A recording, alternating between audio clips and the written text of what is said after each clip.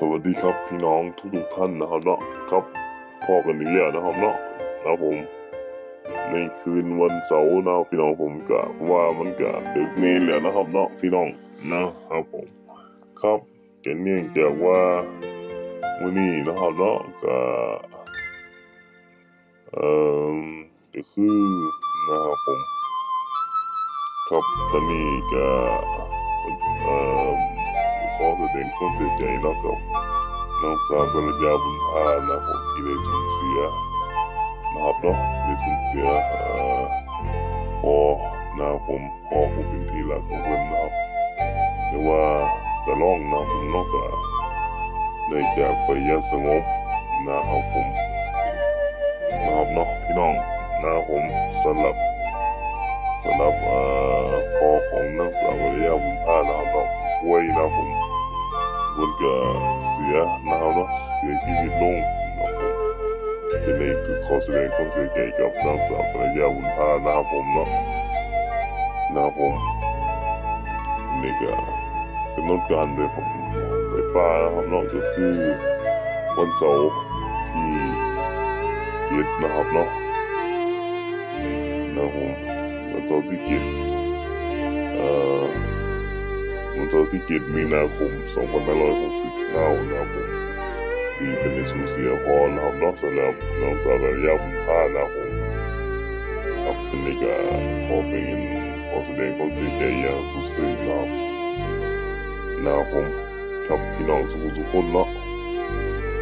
ครับตอนนี้เขาก็หลังจากบุญพระเวทเนาะนะผม หลังจากบุญพระเวทนะครับหลังจากบุญพระเวทนี่พี่น้องก็ไม่รู้ท่านกันหลายนะเนาะแต่ก็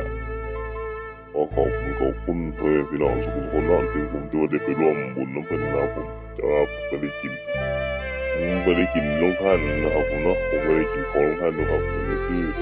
น้ำส้มกินหิมะนะครับผมพี่น้องก็แต่เราก็เลยที่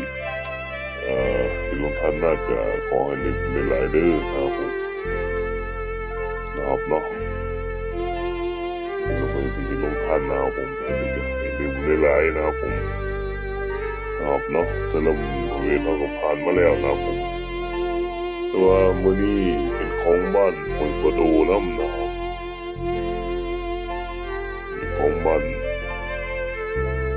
พญพรนะครับเนาะอยู่ทางคนประโดนะครับผมทาง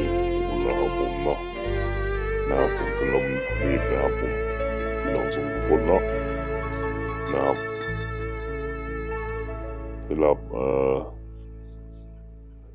พี่น้องทุกคนนะครับตอนนี้ก็พ่อกับแม่ผมก็ไป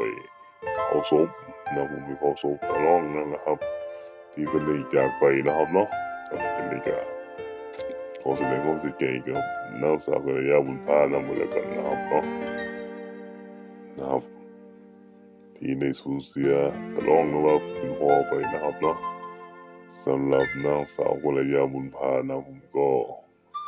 ได้สูญเสียนะผมได้สูญเสียพ่อ